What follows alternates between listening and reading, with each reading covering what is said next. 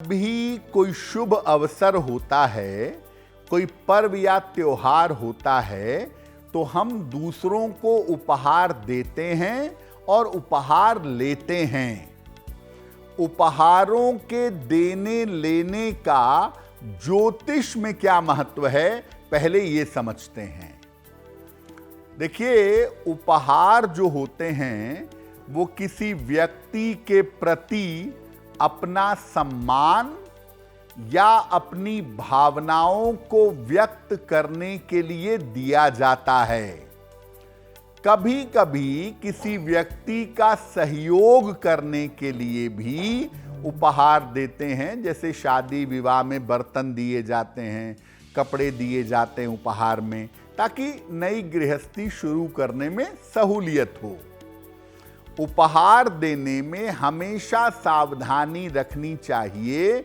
कौन सा उपहार दे रहे हैं, किसको दे रहे हैं, किस समय दे रहे हैं, क्योंकि अगर आप गलत उपहार देंगे, गलत चीज अगर उपहार में देंगे, तो इससे संबंध खराब हो सकते हैं। सही उपहार से रिश्ते मजबूत होते हैं और स्वयं को भी लाभ होता है। कार्यक्रम की शुरुआत में आपको बताया था, अभी भी बता देते हैं कि उपहारों की पैकिंग बहुत महत्वपूर्ण है, खास तौर से पैकिंग पेपर का रंग। काले रंग के पेपर से, नीले से, सफेद से उपहारों की पैकिंग मत करिए। लाल, पीला, गुलाबी, नारंगी, हरा, इन सब रंगों से आप उपहार की पैकिंग करें तो बेहतर होगा। आप उपहार देते हैं या कोई और आपको उपहार देता है, तो उसको लेने में या उपहार देने में क्या सावधानियां रखनी चाहिए। देखिए, उपहार में ऐसी वस्तु देना सबसे ज्यादा शुभ है जो नियमित प्रयोग की जाती है। उपहार में नियमित प्रयोग की जाने वाली वस्तु देना शुभ होता है। सजावटी चीजें कम से कम देनी चाहिए। श्रृंगार की सामग्री और सौंदर्य प्रसाधन अगर उपहार में दे रहे हैं, तो उसी को दें जिससे आपके रिश्ते बहुत करीबी हों। एक व्यक्ति का दिया हुआ उपहार दूसरे को उपहार में नहीं देना चाहिए, क्योंकि कोई व्यक्ति अपनी भावनाओं के साथ, शुभ कामनाओं के साथ आपके भाग्य को बेहतर करने के लिए उपहार दे रहा है और आप वही उपहार दूसरे को देंगे, तो आपका भाग्य उसके साथ जाएगा। प्रेम के मामले में कांच की वस्तुएं या ताजमहल उपहार में नहीं देना चाहिए, और जहां तक हो सके देवी देवताओं की मूर्तियां उपहार में न दें। देवी देवता कोई आनंद, इंटरटेनमेंट, सजावटी चीजें नहीं हैं, वो आपकी श्रद्धा का केंद्र हैं। उन मूर्तियों का एक अलग ऊर्जा का स्तर होता है, इसीलिए देवी देवताओं की मूर्तियां उपहार में न दें तो ज्यादा बेहतर होगा। देखिए, अलग अलग व्यक्तियों का आभा मंडल अलग होता है, अलग अलग व्यक्तियों का व्यक्तित्व अलग होता है। उनके व्यक्तित्व के हिसाब से उनको उपहार देना चाहिए। जैसे आपका कोई सीनियर है, कोई वरिष्ठ है या गुरुजन है, तो कलम या पुस्तक का उपहार दीजिएगा। पति पत्नी आपस में या प्रेमी प्रेमिका सुगंध का उपहार, सुंदर कपड़े या फूल उपहार में दे सकते हैं। संतान को वस्त्र, पढ़ने की चीजें और आशीर्वाद दीजिएगा। मित्र को या सहयोगी को वस्त्र, घर की चीजें उपहार में दें, मिठाई जरूर देंगे।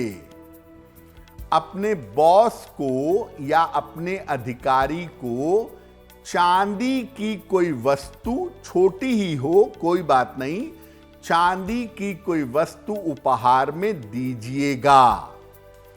अपने घर या ऑफिस के कर्मचारी को धन और मिठाई उपहार में देंगे।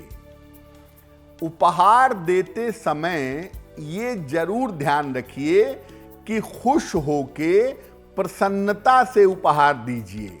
मनी मन कोस रहे हैं कि कहां फंस गए, देना पड़ रहा है, ठीक नहीं है, इस भाव से उपहार देंगे तो आपको नुकसान बहुत होगा।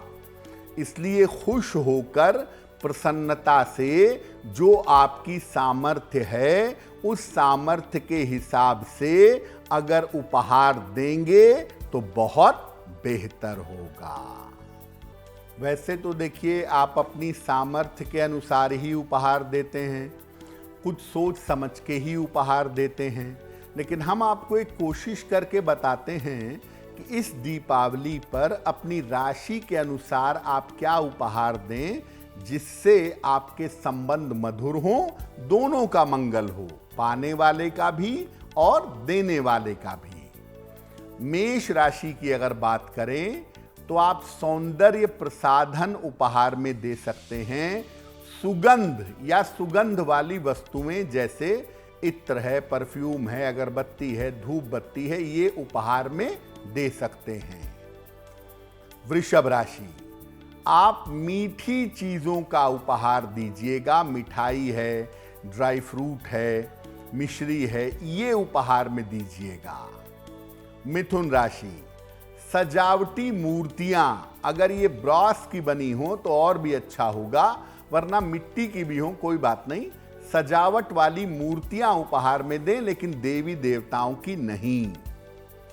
कर्क राशि, इलेक्ट्रिकल इलेक्ट्रॉनिक्स की वस्तुएं उपहार में देना, मोबाइल फोन है, हेडफोन है, ये सब उपहार में देना अच्छा होगा। सिंह राशि, जूते, बेल्ट या पर्स अगर आप ये उपहार में दें तो बहुत ही बढ़िया रहेगा। कन्या राशि, आप उपहार में दे सकते हैं कलम, किताब, लैंप, पढ़ने लिखने वाली चीजें उपहार में दें तो बहुत बढ़िया होगा। तुला राशि, चॉकलेट, मिठाई, शरबत, ये आप उपहार में दे सकते हैं। वृश्चिक राशि, आभूषण दे सकते हैं, सुगंधित वस्तु उपहार में दे सकते हैं।